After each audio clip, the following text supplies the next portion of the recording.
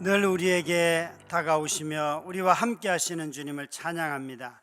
이 밤에도 기도하는 집인 교회에 모여서 함께 주를 찾는 귀한 종들에게 주님 저들의 마음의 탄식을 들어주시고 간구에 응답하여 주시옵시며 저들을 통하여 중보하는 모든 것들이 하늘의 응답을 받게 하여 주시옵소서.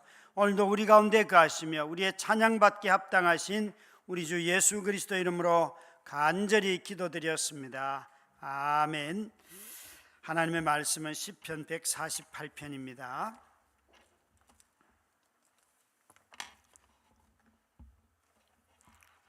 시편 148편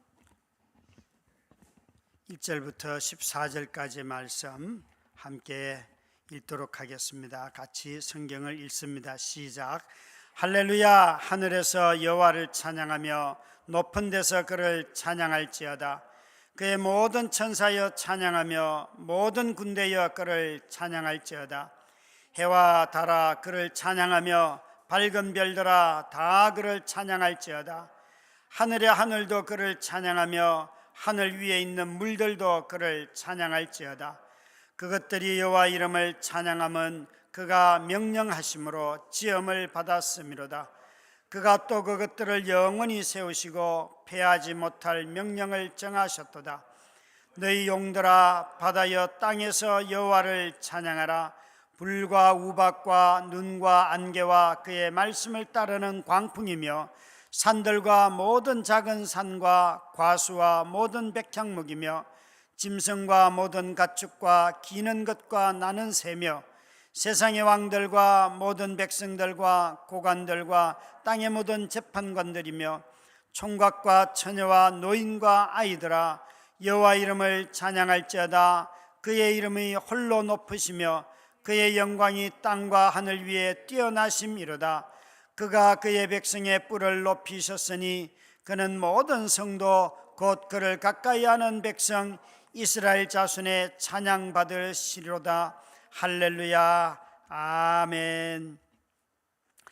오늘 설계 제목이 만물이 존재하는 이유 하는 제목으로 말씀을 전하려고 합니다. 우리 모두가 다 내가 이 땅에 살아야 할 이유를 안다면 사는 일에 있어서 여러분 모두가 다 살아야 할 동기가 분명할 때 끝까지 삶을 살 수가 있지요. 누군가에게 왜 사세요? 이렇게 물으면 자식 때문에 삽니다. 그렇게 말할 분들이 지금 이 가운데도 한 두 분이 계시는 것 같아요. 자식 때문에 삽니다. 또 어떤 사람들은 글쎄 먹고 싶어서 맛있는 걸 찾아서 그 맛을 누리기 위해서 삽니다. 여러분 각양 사람들은 다 다른 거예요. 제가 처음 커피를 마셨던 커피숍 주인은 아주 멀쩡하게 너무 좋은 직장을 다니다가 어느 날 자기가 커피가 이게 대단한 식물이구나 라고는 생각하고 자기의 모든 가산을 다 틀어가지고 커피를 배우기 시작했고 그분이 한 20년 전에 만났을 때 그 커피를 내리기 시작했어요. 그래서 정말 유명한 분이 되었어요. 그분은 자기 자신의 그 30대 후반에 다니던 그 좋은 직장을 다 내려놓고 그리고 가산을 다 들여서 커피 농장에 가서 일을 하고 커피를 배우고 하여서 한국에 커피점을 내는 것을 주저하지 아니하였어요. 정말 놀랍지요. 믿지는 않는 분이었지만 제주도에 갔을 때에 막내가 아빠 이 집에는 꼭 가봐야 돼 그러고 그렇게 찾은 집에 갔더니만 젊은 35살밖에 되지 않은 사진 작가였어요.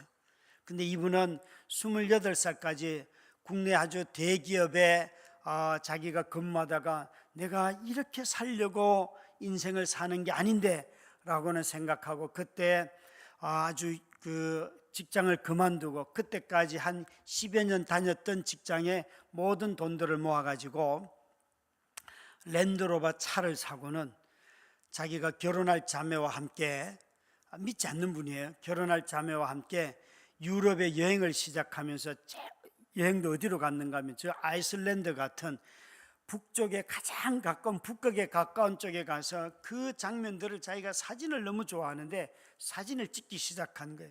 그러면서 자신이 이제 제주도에 귤밭 그 농장에 창고를 하나 임대해서 사진전을 하는데 우리 막내가 어떻게 그걸 알아가지고 여기를 꼭 가야 된다. 가서 만났는데 그분이 사진을 하나하나 설명하면서 이러는 거예요. 제가 목사라고 소개를 했어요. 그리고 왜 여기 왔는지도 설명을 했어요. 그랬더니만 이분이 그 사진을 다 설명하는데 자신이 그 북극의 어느 가장 가까운 지역에 가서 지금 이 밑에는 어마어마한 절벽인데 그 벽에 부딪히는 파도 소리가 여기에 사진에 담겨 있다는 거예요. 그러면서 그걸 설명을 하는 거예요. 여기에 얼음이 어떻게 얼고 파도 쳐서 그 물이 튀어가지고 어는 얼음 이야기를 하면서 막 눈이 말똥말똥. 그러면서 자기가 결혼할 그 자매와 함께, 아가씨와 함께 무려 5년을 그 자동차 안에서 먹고 자고 살면서 다 살았다는 거예요. 그래서 어떻게 경비를 됐어요? 그러니까 자신들이 가서 음식점에 가서 일도 하고 이런 이야기들을 쭉 하면서 5년을 산 이야기를 해줬어요. 그분의 얼굴에 근심 걱정이 없어요. 미래에 대해서 아무 걱정하는 게 없어요. 자신들은 언제든지 이렇게 살 수 있다는 거예요. 속으로 제가 결혼해서 애 낳아봐요, 그게 되는가 한번 그런 정말 이렇게 딴지를 걸고 싶은데 아마 그분들은 결혼해서 애를 낳아도 그렇게 사실 것 같더라고요. 사실 여러분, 예수를 믿으면서도 내가 왜 사는지를 모르는 분들이 생각보다 많아요. 성경은 끊임없이 우리가 사는 이유에 대해서 설명을 해도 자꾸만 나는 왜 사는지 몰라요 목사님, 그런 분들이 꽤나 많아요. 올 한 해 동안 제가 가만히 많이 불렀던 찬송이 뭔가 돌아보게 되었어요. 여러 찬송들이 있지만 그 중에서 가장 많이 올려 부른 찬송은 제 개인적으로는 주만 의지해 하는 찬송이에요. 의지했던 모든 것 변해가고, 이 가사를 이렇게 읽을 때에 가사로 찬양을 할 때 의지했던 모든 것 변해가고 나는 뭘 의지했을까? 저는 건강을 참 많이 의지했던 것 같아요. 건강을. 그래서 밤낮 안 가리고 일어나서 일을 하고 깨어있고 그런 걸 주저하지 않았는데, 아마 제가 한 달 휴가를 갔다 오면서 나 한번 6시간 잠자보는 게 제 꿈입니다, 그렇게 하고 한 며칠은 된 것 같아요. 그러나 그 후에 또 안 되더라고요. 그리고 내가 어디가 문제가 생기는가, 제일 먼저 요즘 하지 않는 게 뭔가 하면 공을 차지 않아요. 왜냐하면 공을 차고 난 뒤에는 무릎이 아파서 문제가 생기는구나. 그래서 이제 병원에 가서 한번 체크를 해봐야 돼요. 그렇게 심각한 건 아니지만 예전하고 달라졌다는 거예요. 내가 어떻게 하면 몸이 건강했는데 난 여전히 그래요. 여전히 건강한 것 같은데 뭐가 조금씩 무너지는 게 있구나 라는 두려움이 찾아왔어요. 억울한 마음은 커져가네. 부끄러움 없이 살고 싶은데 이 가사에 참 부끄러운 게 너무너무 많아요. 사람이 부끄러워할 때는요, 남에게 잘 드러내지 않아요. 자기 혼자 생각해요. 그런데 너무 부끄러운 거예요. 그래서 누군가가 그걸 아는 사람이 있으면 창피해서 어디 숨고 싶은 그런 구석들이 있어요. 그냥 하나님만 아신다, 이게 얼마나 위로가 됩니까 여러분? 늘 말씀드리지만 여러분, 저를 있는 모습 그대로 다 알면 다 떠나갈 거예요. 그래서 제 마음속에 저는 저를 숨겨주시는 하나님이 너무 감사해요. 저를 다 안다고 자신 절대 하지 마시기 바라요. 저를 모르니까 여기 계시는 거예요. 또 저의 어떤 나쁜 모습 본다고 너무 실망하지 마세요. 그것보다 훨씬 나쁜 모습이 제게 다 있다니까요 여러분. 더 잔인한 모습도 있고, 더 음란한 모습도 있고, 더 파괴적인 모습도 있고 다 있어요. 다만 아직은 그래도 이성이 있고 권력이 있어서, 목구멍에 권력이 있어서 말이 여기까지 왔다가도 그 권력이 딱 잡아주는 거예요. 생각이 잡아주는 거예요. 멈추게 하는 힘이 아직은 제어할 만해서 여러분들이 그런 소리를 안 들은 거예요. 부끄럼 없이 살고 싶은 마음, 그 마음이지 실제 삶은 너무 그렇지 못하단 말이에요. 주님 아시네. 모든 일을 선으로 이겨내고, 선으로 이겨냈나? 깡다구로, 악으로, 또 아니면 그래 한번 내가 한번 당신 보기에 뽀대나게 한번 나도 한번 살아보겠다 그러면서 막 산 것도 있잖아요, 그죠? 모든 일을 선으로 이겨내는가? 참 여러분, 이 가사 하나하나가 참 많은 생각을 하게 했어요. 특히나 이 찬양의 마지막에 후렴에 나오는 보이는 상황에 무너질지라도 참 눈에 보이는 상황에 우리가 얼마나 많이 무너집니까? 그런데 그 다음 구절에 보면 보이는 상황에 무너질지라도 예수 능력이 나를 붙드네. 나는 넘어졌는데, 나는 실족했는데, 나는 낙심했는데 하나님의 그 다음 말씀 한 구절이, 새벽에 일어나서 읽는 책 한 구절이 저를 늘 일으켜 주시더라고요. 정말 나는 누워있는 저 아내를 정말 버렸는데 마음에서 하나님은 또 그 말씀을 가지고 와서 저를 생각나게 하고 깨어나서 일어나서 새벽에 아내 기저귀를 갈아주게 해요. 참 희한하지 않아요? 자식을 여러분 한 몇 번쯤 버렸을 것 같아요? 몇 번쯤? 365번. 그건 너무 적은 거예요. 곱하기 한 10번쯤 해야 돼요. 자식 버리는 게 여러분, 자식은 버렸다가 취했다가 이게 얼마나 많습니까? 나 이런 애들 안 키우고 싶어. 여러분, 자식들이 제일 막내가 이제 17살인데 17살쯤 되면 그런 말 안 가질 것 같은데 그런 말 여러분 지금도 갖는다니까요. 그렇다가 다시 그래도 내가 부모인데 그러고 또 하잖아요, 그죠? 저도 다 똑같아요, 여러분. 다 똑같아. 이놈들이 돈 좀 적게 쓰면 안 좋을까 싶은데 왜 이렇게 돈을 많이 씁니까? 그러면서 늘 허풍은 내 아빠는 돈이 많다. 그러면 그렇지, 우리 아빠가 기도만 하면 하나님이 주시는 거 알아요. 뭐 니네들이 나중에 기도해봐라. 기도에 응답이 오는가 안 오는가, 그죠? 그런 마음, 보이는 상황에 무너질 때가 참 많아요. 그런데 여기에 보이지 않아도 주님만 따르네, 이게 바로 믿음이라는 거잖아요. 믿음은 보이는 상황에 무너졌지만 보이지 않는 주님이 계시기 때문에 나는 주님을 따라갑니다. 이게 바로 믿음이라는 거예요. 그래서 이 찬양의 저자가 노래하는 것처럼 나는 내 평생의 주님만 노래하겠습니다. 여러분, 정말 저는 한 해 동안 이 찬양을 참 많이 불렀어요. 끊임없이 많이 불렀어요. 우리가 찬양 한 곡조, 오늘 읽은 시편 148편도 찬양인데 이 찬양은 한 개인의 삶의 어떤 형편을 두고 노래하라는 것은 아니에요. 아플 때나 건강할 때나 힘들 때나 평탄할 때나 노래하라. 이 시편 148편은 그렇게 찬양하지 않아요. 조금 전에 불렀던 주만 의지의 이 찬양은 사실은 보이는 상황에 무너져 있는 제 자신이 보이지 않는 하나님에 의하여서 붙들림 받아 다시 일어나는 것을 내 형편 속에서 하나님의 은혜를 인하여 찬양하지만 시편 148편은 그런 찬양이 아니에요.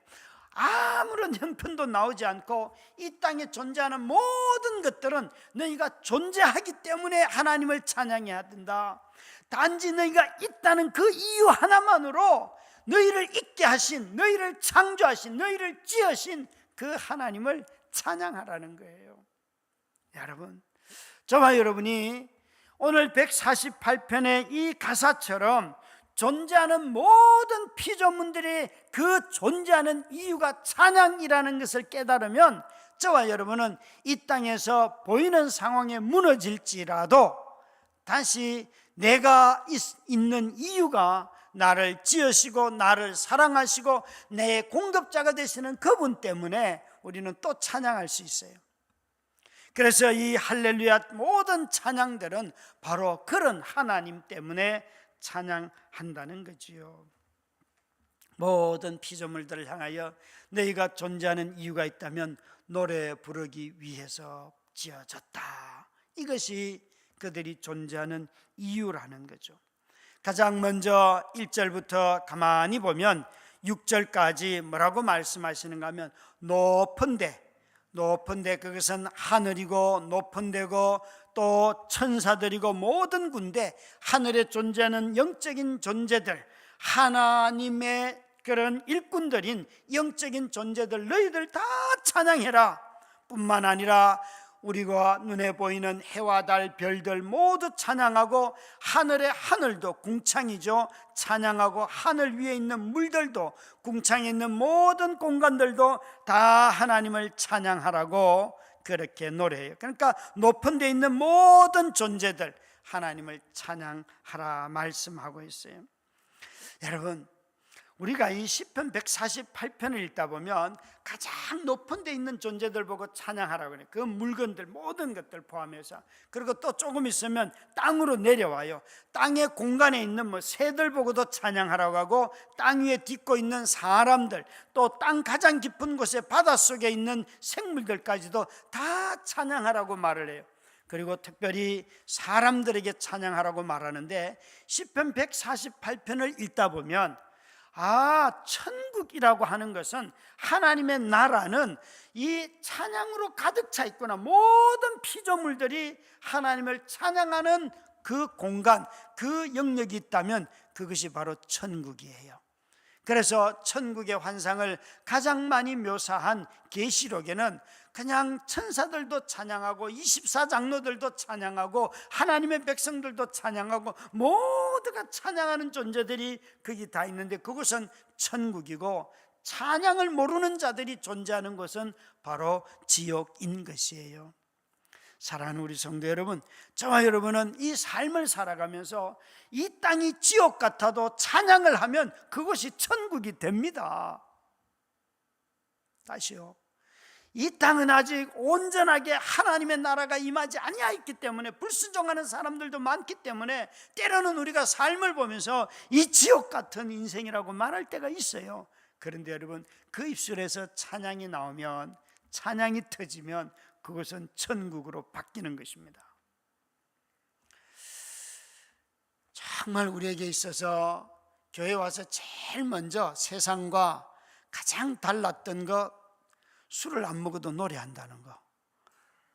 이게 저는 제일 이상했어요. 저는 술 먹어야 노래하는 부모를 봤을 뿐이에요. 그런데 교회 다니는 인간들은 술을 안 먹고도 노래를 해요. 이게 이상해요. 저는.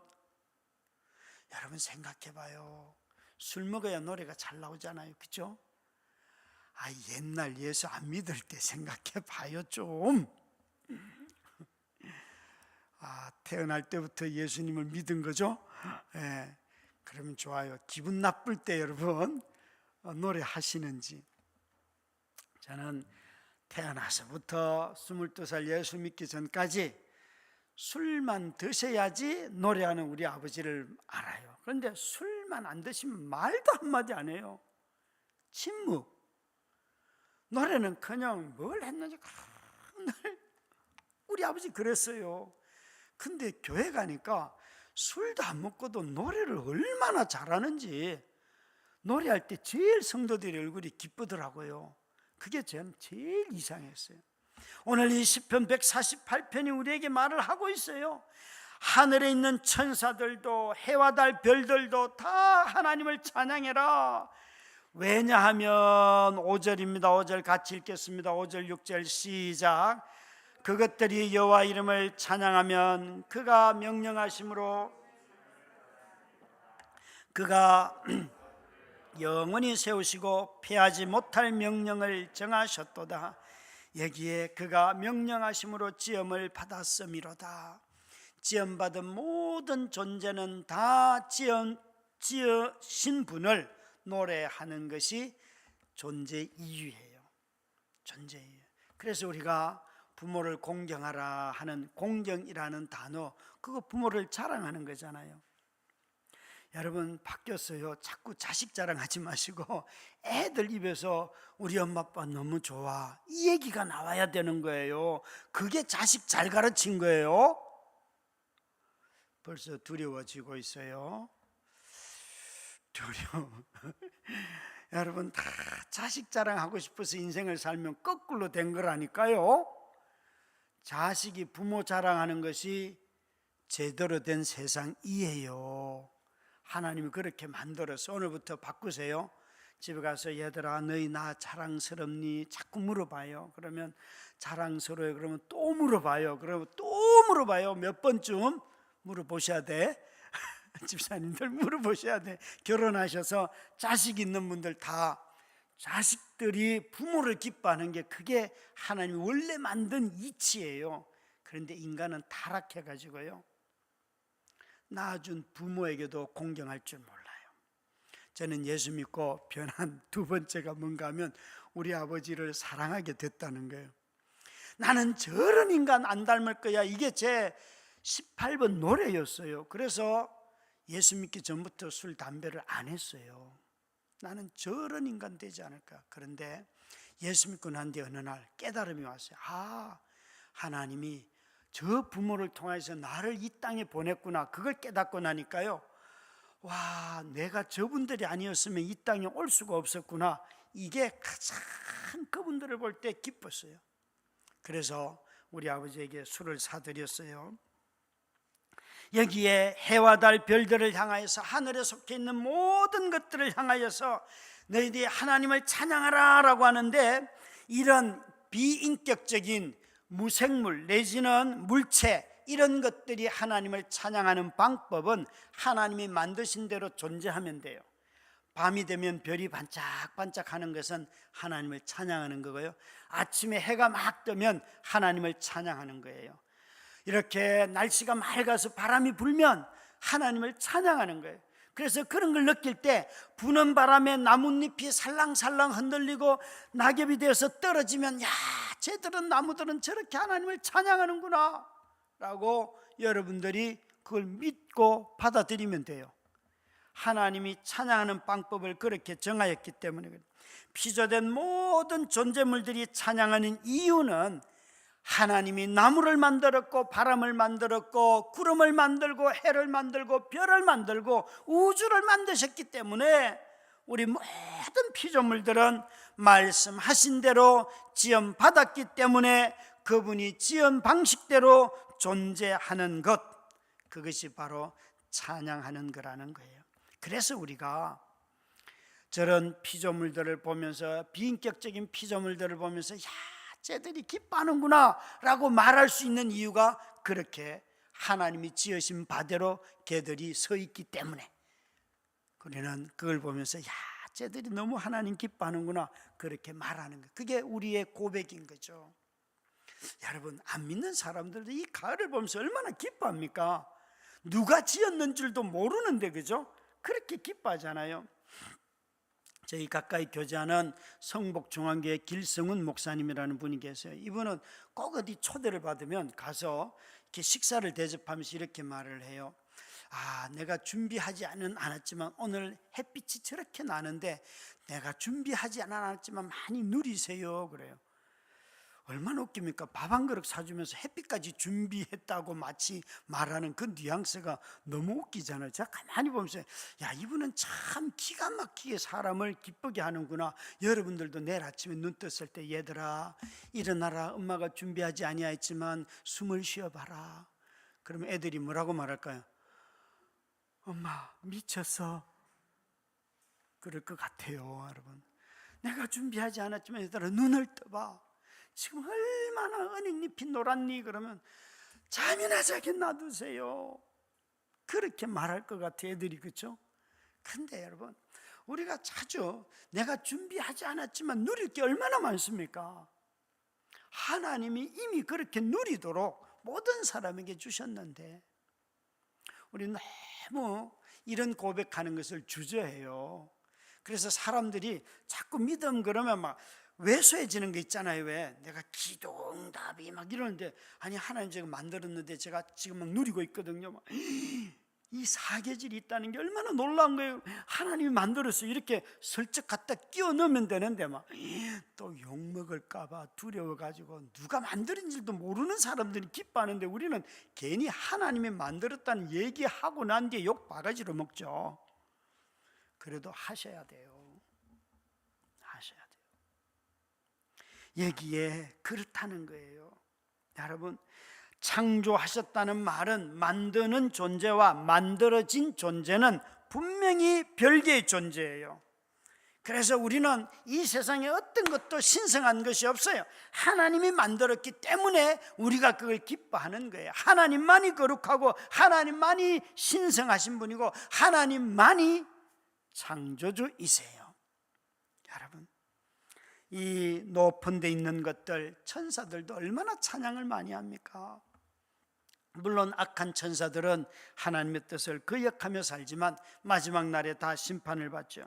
그렇게 높은 데 이야기한 다음에 7절부터 11절까지 보면 낮은 데 존재하는 모든 것들도 주를 찬양하라고 말해요. 낮은 데 존재하는 것들도 존재 이유가 찬양인데, 이 7절부터 나오는 바다와 땅과 불, 우박, 눈, 안개, 또 그의 말씀을 따르는 광풍, 산들, 모든 작은 산, 과수, 모든 백향목, 짐승, 모든 가축, 기는 것과 나는 새, 전부 다 보면 다 땅에 있는 것들이고 또 하늘로부터 내려오는 것들이에요.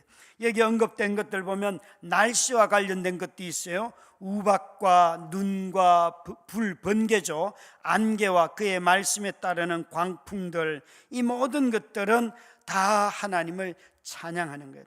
바람이 불면, 광풍이 불면, 와, 하나님을 찬양하는구나, 오늘 격하게 찬양하네, 이렇게 말을 했는데 내가 죽겠네, 이렇게 말을 한다는 게, 사람들이, 여러분, 우박이 오고 눈이 내리고 안개가, 와, 정말 여기에 너무 멋있잖아요. 그죠? 너무 멋있잖아요. 뿐만 아니라 이런 것들 넘어서서 산과 과수와 모든 백향목, 나무들이죠. 짐승과 가축과 기는 것과 뭐 야생의 집에서 기르는 것 다 나오고 있어요. 이런 것들 보면서 다 찬양하라고 말해요. 먹을 수 있는 과일과 또 건축 자재로 잘 쓰이는 백향목, 이 모든 것을 향하여 하나님을 찬양하라는 거예요. 모든 피조물이 만드신 주, 창조주를 찬양하는데 어떤 것도 빠질 수 없다는 것이에요. 모든 피조물들은 왜 그가 만드신 바대로 6절에 보면 영원히 그분이 보존하시기 때문에 우리는 찬양하라는 거예요.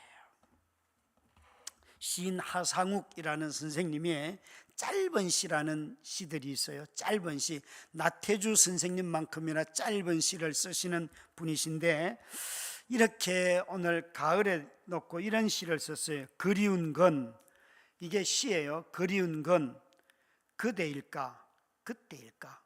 시 끝. 그리운 건 그대일까 그때일까.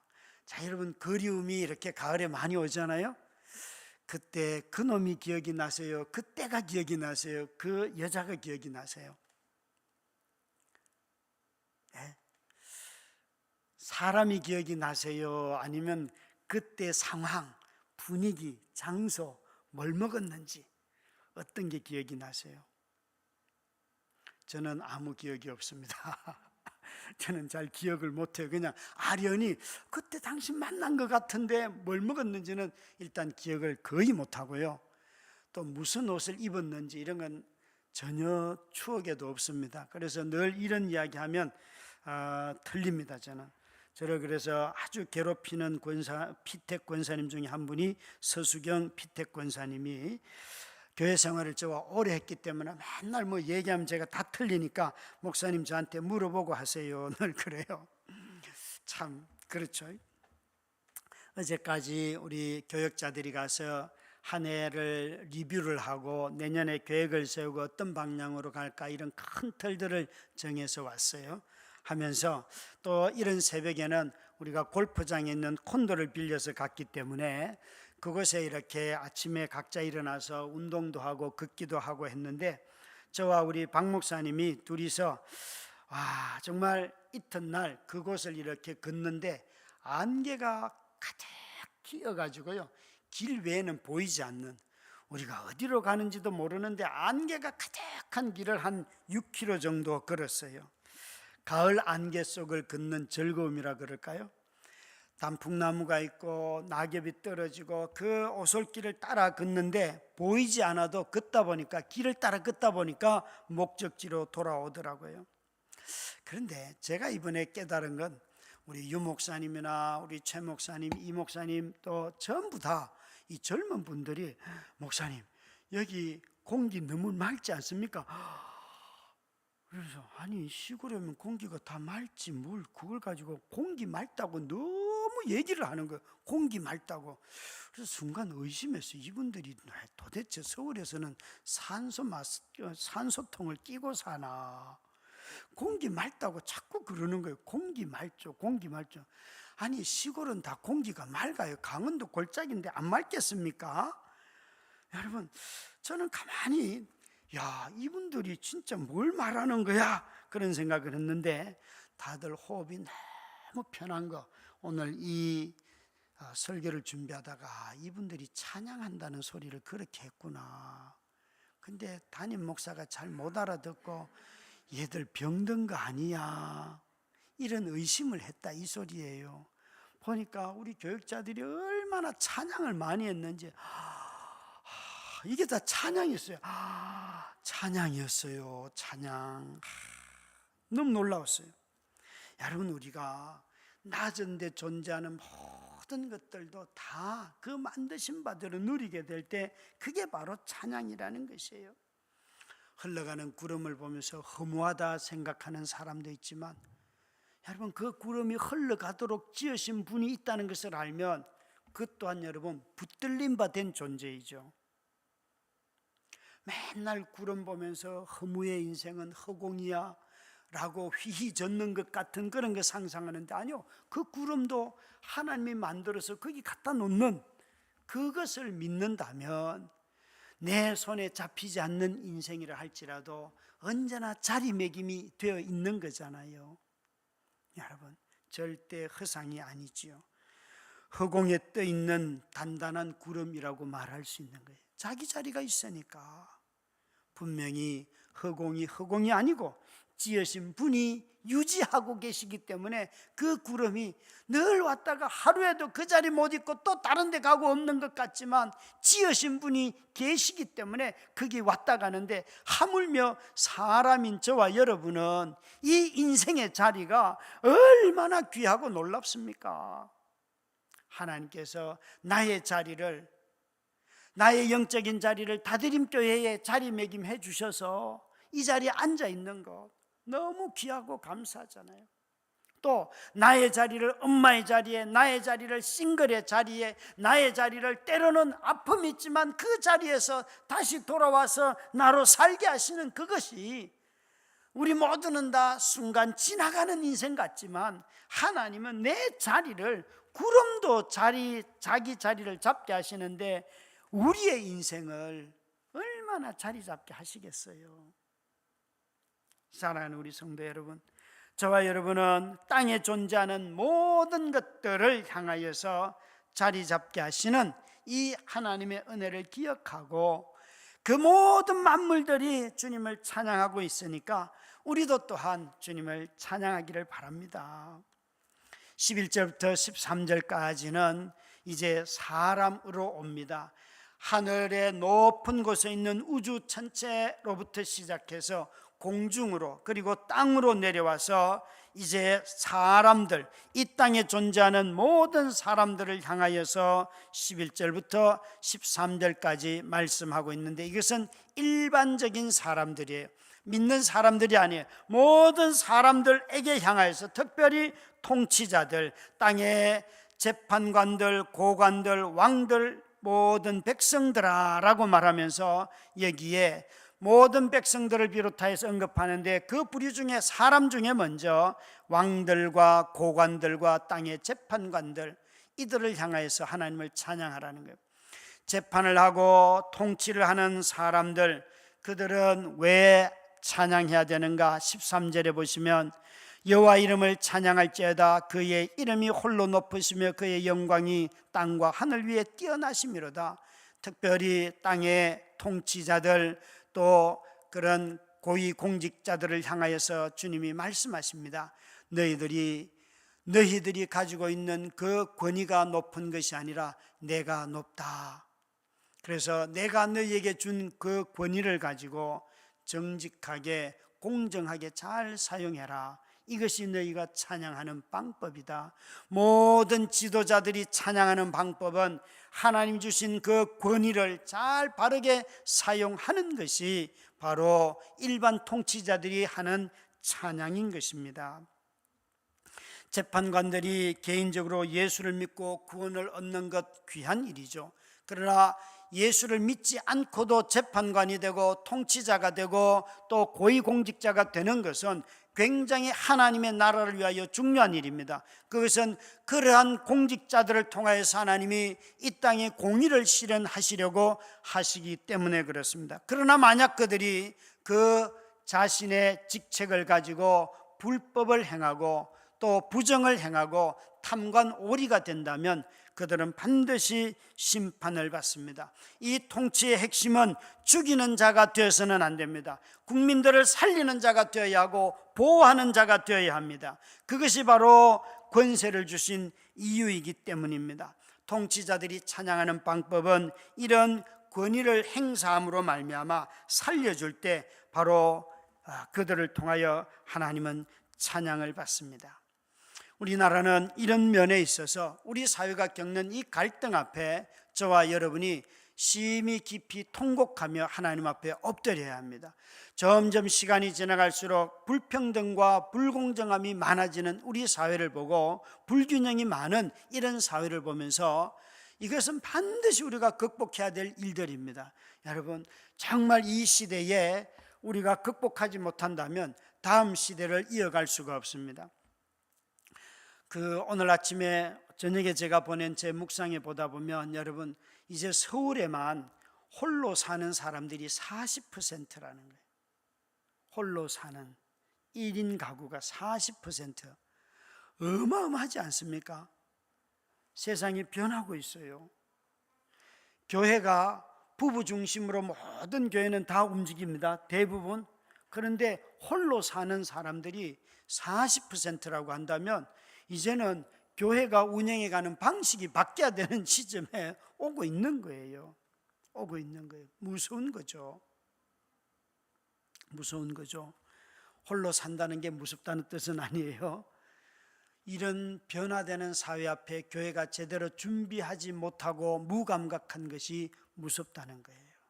우리는 정말 이보다 더 어려운 삶이 우리 앞에 놓여져 있습니다. 지난 10년 동안 그리스도인 한국교회의 모든 교단들의 통계가 그리스도인들의 숫자가 200만 명이 줄었어요. 10년 동안 200만 명. 이건 앞으로 더 급속도로 줄 것입니다. 메이저 신학교라고 하는 한국에 두 신학교가 있어요. 합동의 아주 메이저, 그 다음에 장신의 합동의 통합의 메이저가 있는데 벌써 어느 한 학교에서는 신대원생들이 미달이라는 거예요. 무서운 얘기예요. 무서운 얘기예요. 요즘 사역자들을 뽑는데 어려움이 있어요. 어느 신학교는 졸업생들의 3분의 2가 사역을 안 한다는 거예요. 그 돈 받고 합니까?부터 시작해서 돈 문제만은 아닐 거예요. 교회가 너무나 사역자들, 특히나 젊은 사역자들을 대하는 태도에 문제가 있어요. 그래서 3분의 1밖에 사역을 안 나간다는 거예요. 근데 교회는 사람이 없어요. 무서운 이야기예요, 여러분. 참 우리는 이런 일들이 왜 일어나는가 잘 생각해야 됩니다. 이런 일들이 일어나는 많은 이유 중에 하나가 경제적인 불평등 때문에 그렇습니다. 경제적인 어려움 때문에 그렇습니다. 그것이 전부의 이유는 아닙니다. 그러나 아주 중요한 이유입니다. 이런 것들을 바꾸어 가는 것이 교회이어야 하고 세상보다 더 균등하게 공평하게 교회는 이런 일들을 시행할 때 본이 되겠지요. 사랑하는 우리 성도 여러분, 정말 일반 직장에서 일반 보직을 가지고 살아가신다면 그 영역에서 온전하게 공의롭게 그리고 내게 맡겨주신 권위를 잘 사용하여서 일을 하시기 바랍니다. 그것이 하나님을 찬양하는 일이고 거짓에 동조하고 또 비리에 연루되고 하는 것은 하나님을 찬양하는 것이 아닙니다. 여기에 마지막으로 찬양해야 될 사람들 14절에 보면 여기에 뭐가 나오는가 하면 14절 같이 읽습니다. 시작. 그가 그의 백성의 뿔을 높이셨으니 그는 모든 성도